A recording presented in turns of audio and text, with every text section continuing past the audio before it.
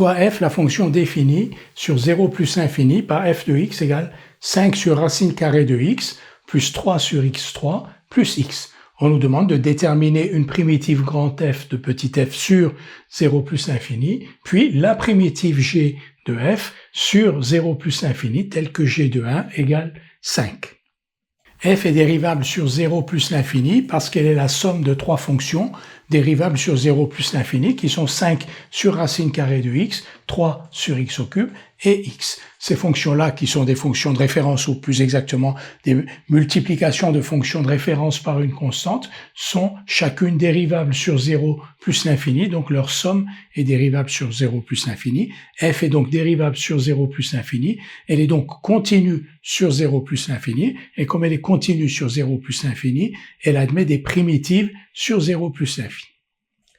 Une primitive grand F de f sur 0 plus l'infini est définie par grand F de x égale, donc on va additionner une primitive de 5 sur racine carrée de x, une primitive de 3 sur x3 et une primitive de x. D'abord une primitive de 5 sur racine carrée de x. Vous savez qu'une primitive de 1 sur 2 racine carrée de x, c'est racine carrée de x. Et ici on a donc 5 sur racine carrée de x, donc une primitive de 5 sur racine carrée de x et 10 racine carrée de x. En effet, si vous dérivez 10 racine carrée de x, vous allez obtenir 10 fois 1 sur 2 racine de x, c'est-à-dire 5 sur racine de x. Maintenant, 3 sur x3. 3, donc, fois x puissance moins 3. 3 fois x puissance moins 3. Si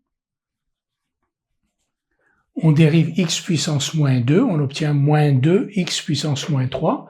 Ici, on a besoin de plus 3 x puissance moins 3. Ici, en dérivant là, on a donc moins 2 x puissance moins 3, donc moins 3 demi.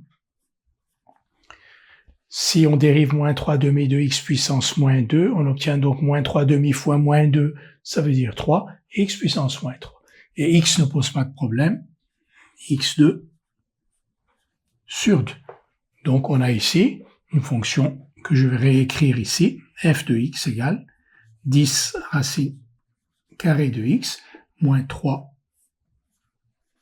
sur 2x2 plus x2 sur 2, qui est une primitive de f. Maintenant, nous allons chercher la primitive grand G de f sur 0 plus l'infini, telle que g de 1 soit égal à 5. On cherche la primitive grand G de f telle que g de 1 égale 5.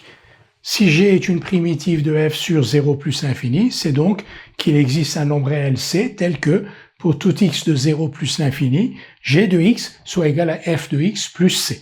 Parce qu'on a déjà vu que grand f de x était une primitive de f sur 0 plus l'infini. Donc si grand G est aussi une primitive de f sur 0 plus l'infini, c'est qu'il existe un nombre réel c tel que pour tout x de 0 plus l'infini, grand G de x soit égal à grand f de x plus c. C'est-à-dire que grand G de x s'écrit sous la forme 10 racine carrée de x moins 3 sur 2x2 plus x2 sur 2 plus c. Et on va déterminer la valeur de c tout simplement en écrivant que g de 1 égale 5. G de 1 égale 5 équivaut à c égale moins 4.